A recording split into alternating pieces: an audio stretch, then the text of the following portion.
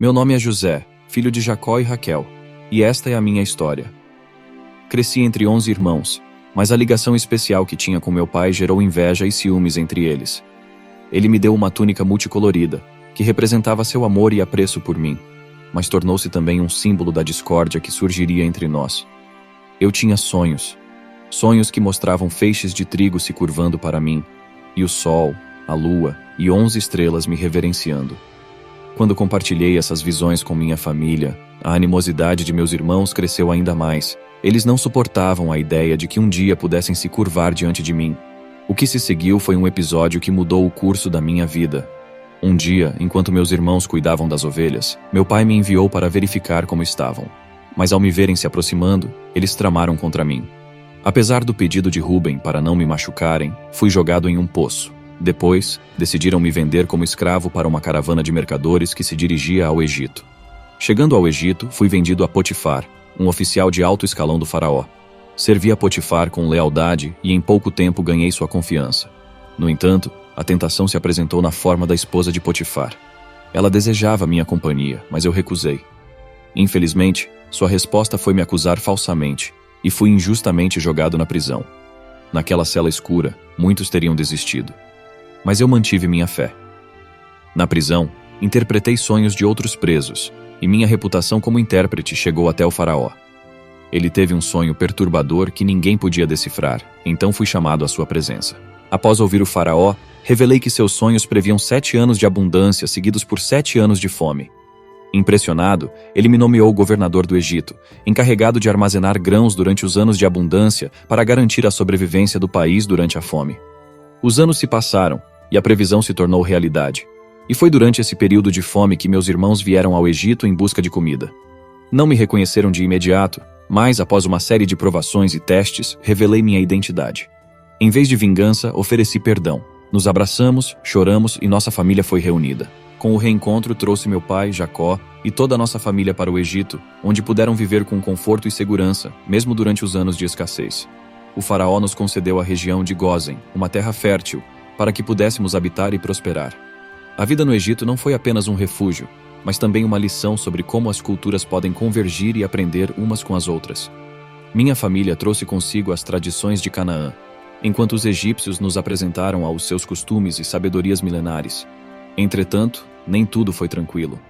Ainda havia a sombra da mágoa passada, principalmente com meus irmãos, que temiam que, após a morte de nosso pai, eu buscasse vingança por suas ações anteriores. Mas minha intenção não era essa. Eu disse a eles: vós pensastes mal contra mim, porém Deus o tornou em bem. Eu reconheci que, se não fosse por aqueles eventos dolorosos, não estaríamos em posição de salvar inúmeras vidas durante a fome. Os anos avançaram, e com eles, cresci não apenas em posição e sabedoria, mas também em compreensão. Tive 2 filhos, Efraim e Manassés, que se tornaram parte das 12 tribos de Israel. Eles foram a representação da minha vida no Egito, uma mistura de minha herança hebraica com o legado egípcio.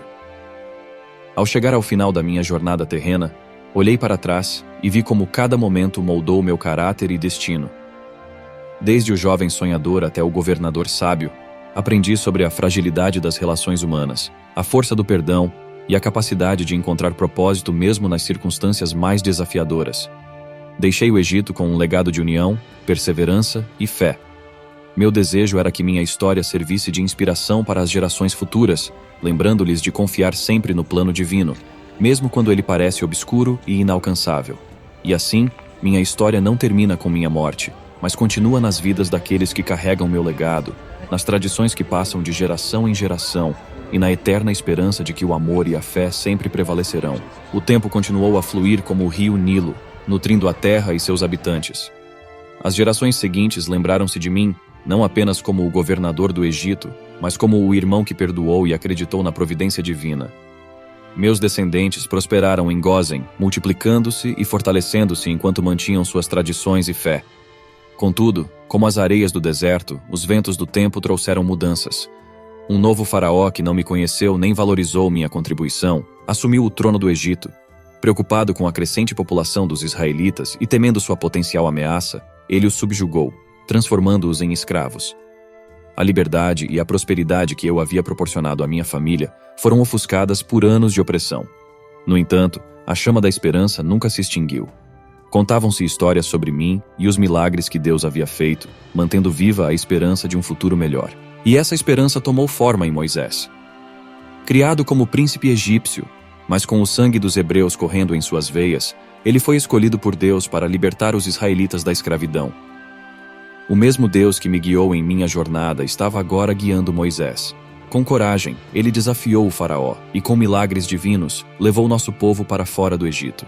E assim, a travessia do Mar Vermelho e a jornada pelo deserto tornaram-se novos capítulos na rica tapeçaria da história do nosso povo. Refletindo do além, percebi que minha história foi apenas um fio nesse tecido. Cada desafio e triunfo preparou o caminho para os eventos grandiosos que se seguiriam. E embora os tempos e as circunstâncias mudassem, uma coisa permanecia constante: a fé inabalável de nosso povo em um futuro promissor, guiado pela mão divina. Assim, através das eras, minha vida tornou-se mais do que apenas minha própria jornada. Tornou-se um testemunho da resiliência, esperança e fé que define nosso povo. E mesmo nos momentos mais sombrios, a chama da esperança, acesa por histórias como a minha, nunca se apaga. E nunca se apagará. Embora os anos no Egito tenham trazido alegrias e desafios, sempre soube que meu coração pertencia à terra de meus ancestrais.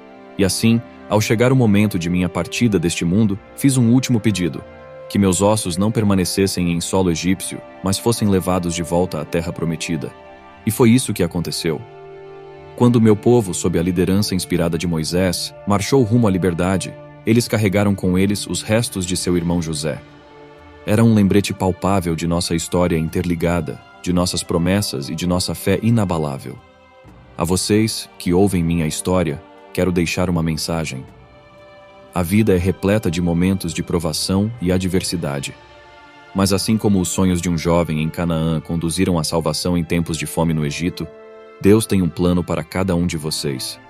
Confiem nele, mesmo quando o caminho à frente parece incerto. Mantenham a fé, mesmo quando tudo parece perdido. Eu, José, posso não estar mais fisicamente entre vocês, mas meu espírito e minha história são testemunhos do poder do perdão, da redenção e da graça divina.